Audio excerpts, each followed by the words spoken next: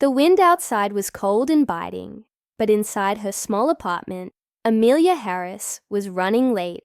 Again, she quickly packed her daughter Emily's lunch, her hands trembling just a bit as she tried to ignore the stack of unpaid bills pilings up on the kitchen counter. Life as a single mother had always been hard, but lately, it had become nearly impossible. Rent was overdue, and groceries were dwindling. She had reached the point where desperation left no room for pride. Amelia needed this job. Today was her first day working for Lucas Donovan. The name alone made her stomach twist in knots. He wasn't just rich, he was beyond rich. A billionaire, known for his sharp business tactics and cold personality. But that was before the accident. The car crash had left him paraplegic, unable to walk, and Amelia had been hired to care for him. The job description was clear: personal care, physical therapy assistance, and the part she dreaded most, bathing him. It wasn't the work itself that unnerved her. Amelia was no stranger to hard jobs. She'd cleaned houses, worked night shifts, done whatever it took to support Emily. But there was something about the thought of entering the world of a man like Lucas Donovan, a world filled with luxury and cold walls, that felt so far removed from her own that it was hard to imagine. Still, she had no choice. Her daughter's future depended on it. As they left the apartment, Emily bounced alongside her, clutching her favorite stuffed bunny. "Where are we going today, Mummy?" she asked, her big brown eyes shining with curiosity. Amelia forced a smile, trying to mask her own anxiety. "Mummy's starting a new job, sweetheart," she said softly. "We'll be meeting someone new." The Donovan estate was like something out of a movie. A massive, sprawling mansion with tall glass windows and perfectly manicured gardens. Amelia couldn't help but feel out of place as she approached the front door, holding Emily's hand tightly. The housekeeper, an older woman with sharp eyes and a severe expression, opened the door and ushered them inside without a word. The air inside the house was cool, almost sterile. Priceless artwork lined the walls, and the floors gleamed so brightly that Amelia could see her own reflection in them. She felt every bit of the distance between her world and this one. Mrs. Peterson, the housekeeper, led them down a long hallway, stopping outside a large wooden door. "Mr. Donovan is inside," she said, her voice cold but polite. "He can be difficult." Amelia nodded, her heart racing as she opened the door and stepped inside. The room was spacious and filled with light from the massive windows overlooking the estate's gardens. But it wasn't the view that caught her attention. It was the man in the wheelchair by the window, his back turned to her, staring out into the distance. Lucas Donovan. She had expected someone older, but he couldn't have been much past his mid-30s. His chiseled jaw and the tight lines around his eyes showed the wear of a man who had once been powerful, but was now broken in ways that weren't just physical. "Mr. Donovan," she said softly, her voice steady despite the tension in the room. "I'm Amelia, your new caregiver." Without turning to look at her, Lucas spoke, his voice low and cold. "I don't need a caregiver." Amelia swallowed hard, her resolve hardening. "I'm here to help," she said, stepping forward. Lucas finally turned his head, his eyes meeting hers for the first time. His gaze was sharp, icy blue, and filled with resentment. "Do you even know what you've signed up for?" he asked bitterly. Amelia could feel the weight of his pain and anger, but she refused to back down. She had faced worse. "I'm not here for charity," she replied, her voice firm but calm. "I need this job, and you need someone who won't give up on you." For a moment, a flicker of surprise crossed Lucas's face, but it disappeared just as quickly. He turned back toward the window. "I'll give you a week," he said dismissively. Most don't last that long. Amelia didn't respond, but inside, she knew one thing. She wasn't like most people. The first few days were a test of endurance, both physical and emotional. Lucas was as difficult as they had warned. He refused help, snapped at her whenever she tried to assist him, and kept his distance at all costs. Amelia, however, refused to be pushed away. She needed this job too much, and more importantly, she could sense that there was something deeper beneath his anger, something broken that needed more than just physical therapy to heal. Each night after a long day of battling Lucas's resistance, she would come home to Emily, exhausted but determined. Emily, with her innocent heart, had already taken to Lucas, even though he barely spoke to her. One day, as Amelia was preparing Lucas for his daily bath, Emily wandered into the room, clutching her bunny as always. She looked up at Lucas with her wide, curious eyes and asked, "Why are you so sad, Mr. Lucas?" Lucas seemed startled by the question, his cold exterior cracking just a little. "I'm not sad," he said, his voice gruff. Emily tilted her head. "But your eyes are sad," she said softly. Amelia froze, watching the interaction from the corner of the room, afraid to breathe. Lucas didn't respond, but for the first time since she'd met him, he didn't push Emily away. Instead, he let her small hand reach out and touch his. For a moment, something shifted in the air, a brief moment of connection that felt monumental. Later that night, as Amelia was about to leave, Lucas finally spoke to her. His voice was low, almost hesitant. "You really think you can change anything?" he asked, his gaze still distant. "I don't know," Amelia admitted, "but I'm not going to stop trying." Lucas didn't say anything, but something in his eyes softened. Just for a moment. It wasn't much, but it was a start. Amelia left that night with a strange feeling in her chest. She had expected resistance, but what she hadn't expected was the feeling that something was changing. Slowly, yes, but undeniably. Lucas was still a man locked in his own pain, but there were cracks in the walls he had built around himself. But just when Amelia thought she might be making progress, something happened that shook her to her core. A text message appeared on her phone late that night from an unknown number. "You think you can change him? People like Lucas don't change. Be careful." Her heart raced as she stared at the message, dread curling in her stomach. Someone was watching her, someone who didn't believe in second chances, and they weren't about to let her help Lucas without a fight. Amelia's heart pounded in her chest as she stared at the message on her phone. Who could have sent it? She looked around her small, dimly lit apartment, half expecting someone to be watching from the shadows. The eerie words seemed to echo in her mind. People like Lucas don't change. Be careful. But the message wasn't just a warning. It felt like a threat. Was someone trying to protect Lucas? Or was this about keeping her away from him? She couldn't be sure, but she knew one thing. Whoever sent that message didn't want her to succeed. For the rest of the night, sleep was impossible. Her mind raced with questions, and she tossed and turned, trying to figure out what she had gotten herself into. By morning, she was exhausted, but determined to keep going. She didn't have the luxury of quitting now. Not when the money she was earning was already helping to keep the lights on.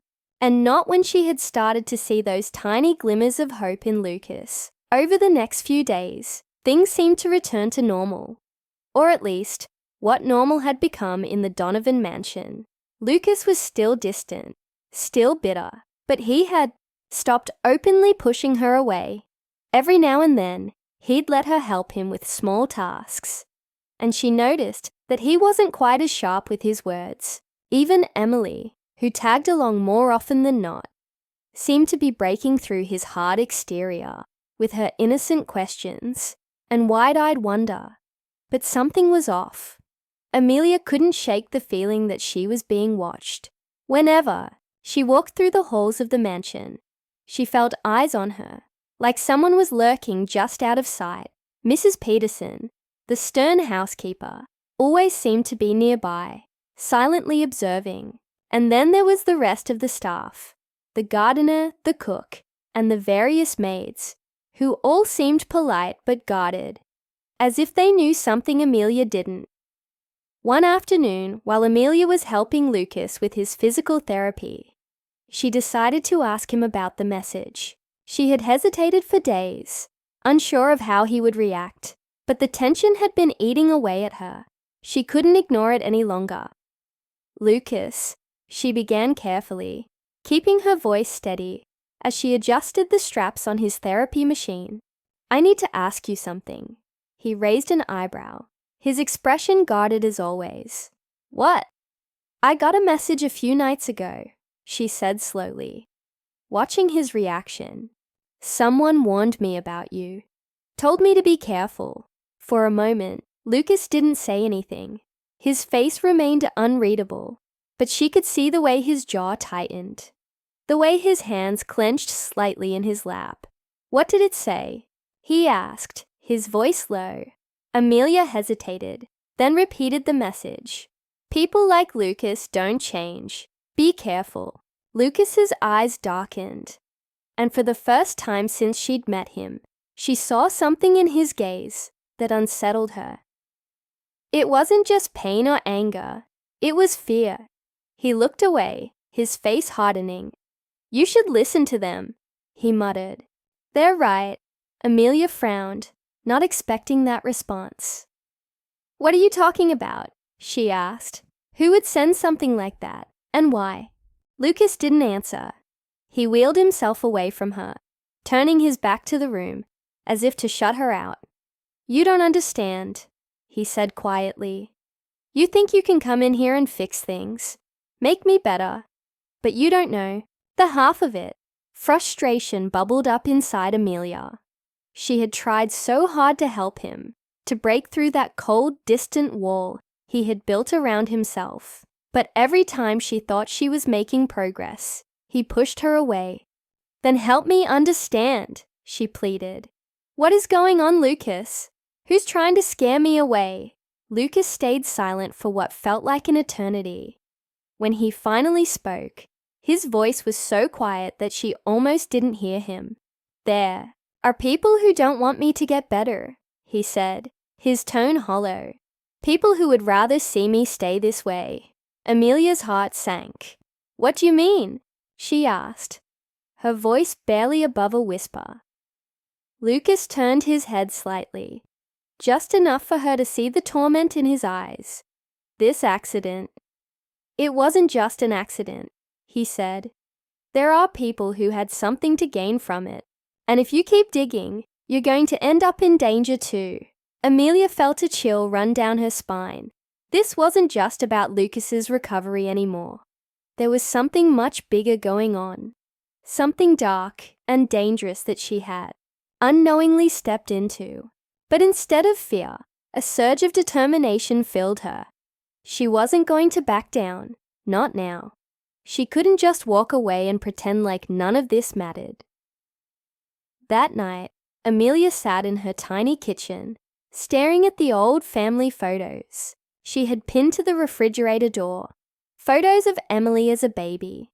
Photos of her and her mother before things had fallen apart. Her whole life had been a struggle, but she had never let fear control her. She wasn't about to start now. She decided to dig deeper, to find out who was behind the message, and more importantly, who didn't want Lucas to recover. But as the days passed, strange things started happening. Her car wouldn't start one morning, and the mechanic said it looked like someone had tampered with it. Then, one evening, she came home to find the lock on her front door broken. Though nothing had been stolen, it was clear someone was sending her a message. But Amelia wasn't easily scared off. The closer she got to Lucas, the more she realized that he wasn't the cold, heartless man the world saw him as. Beneath the bitterness and the walls he had built up, there was someone who had been hurt deeply by more than just the accident, someone who was afraid, not of his physical limitations, but of the people around him. As the days blurred into weeks, Lucas began to open up more, though still guarded. He shared small pieces of his life before the accident, his fast-paced business world, his cutthroat competitors, and the relationships that had fallen apart along the way. It wasn't long before Amelia started piecing things together. The accident hadn't been random. Lucas had enemies, and someone had tried to destroy him. But they hadn't finished the job. And now, with Amelia by his side, someone out there was afraid she might help him rise again. The tension in the mansion grew thicker with each passing day. Mrs. Peterson's watchful eyes seemed to follow Amelia's every move. The other staff became more distant, their whispers filling the halls. Amelia felt like a stranger in a house full of secrets. Secrets that she was slowly unraveling. But just as she started to connect the dots, something happened that turned everything upside down. One night, while she was helping Lucas into bed, the lights in the mansion suddenly flickered and went out. A heavy silence filled the air, and in the darkness, Amelia's phone buzzed. Another message. She could barely make out the words in the dim light, but her blood ran cold as she read them. "It's too late. Walk away now or you'll regret it." Amelia's hands trembled as she stared at the message on her phone. The darkness around her felt suffocating, and the silence in the mansion was eerie, unsettling. She knew this wasn't just a coincidence. Someone was watching her every move, trying to scare her away before she could uncover the truth. But whoever was behind this didn't know her well enough. Amelia wasn't the type to back down easily. The sound of wheels rolling across the floor broke the silence. Lucas was moving toward her, barely visible in the dim light of his room. "What's going on?" he asked, his voice low but edged with tension. Amelia held up her phone, showing him the message. Lucas squinted, and when he saw the words, his expression darkened. "They're not going to stop," he said, his voice grim. "Whoever's behind this, they want to make sure you stay out of it." Amelia swallowed hard, her pulse quickening. "Why, Lucas? Why are they so afraid of you recovering? What really happened?" For a long moment, Lucas was silent. He seemed to be wrestling with something inside himself, unsure whether to tell her the truth. Finally he spoke, his voice barely above a whisper. "It was my business partner," he admitted. "James. He's the one who sabotaged my car the night of the accident. He wanted control of the company, and with me out of the way, he thought he could take everything." Amelia's breath caught in her throat. "But why didn't the police find anything? How could he cover it up?" "He has connections. Powerful ones," Lucas said bitterly. "And when I survived, he didn't stop. He made sure I stayed hidden, isolated. If I recovered, if I came back into the public eye, he knew I could expose him. That's why he's been sending the threats. Why he's trying to scare you away." Amelia's mind raced as the pieces of the puzzle fell into place. Everything suddenly made sense. The warnings, the strange things happening around the mansion, the message on her phone. James wasn't just trying to destroy Lucas's life. He was willing to go to any lengths to keep his secret hidden. "We have to do something," Amelia said, her voice firm. "We can't just let him get away with this." Lucas looked at her, a flicker of something unfamiliar in his eyes. "Hope. What are you suggesting?" Amelia took a deep breath. "We expose him, but not the way he expects. We go public, tell your story. Let the world know what really happened to you and force his hand. If he's that afraid of the truth coming out, we can use it against him." Lucas hesitated, clearly torn. He had spent so long hiding, believing that he was powerless. But as he looked at Amelia, he seemed to realize that things could be different. Slowly, he nodded. "You're right," he said, his voice stronger now. "We can't let him win." The next few days were a whirlwind of activity. Amelia worked tirelessly, gathering evidence, preparing documents, and reaching out to trusted contacts in the media. Lucas, despite his initial reluctance, began to open up about everything: his accident, his suspicions, and the betrayal that had nearly cost him his life. As they worked together, a bond formed between them, built on trust and shared determination. And then, finally, the day came. Amelia and Lucas sat in front of a camera, side by side, as Lucas told his story to the world. He spoke about his accident, the people who had tried to silence him, and the truth about his former business partner. As the recording ended, Amelia felt a rush of emotion: relief, fear, and hope all at once. They had done it. They had taken control of the narrative. It didn't take long for the video to go viral. People were shocked by the revelations, and the media quickly picked up the story. Within days, James was forced to step down from the company. His reputation shattered. Investigations were launched, and the truth about his corruption came to light. As the dust began to settle, Lucas's life started to change. He was no longer the bitter, reclusive man trapped in his mansion. He was regaining his strength, both physically and mentally, and slowly reclaiming the life that had been stolen from him. And through it all, Amelia stood by his side, her heart full of pride for what they had accomplished together. One evening, as they sat in the garden, the sun setting over the horizon, Lucas turned to Amelia, a rare smile on his face. "You saved me, you know that," he said softly. Amelia smiled back, shaking her head. "No, Lucas, you saved yourself. I just helped you see that."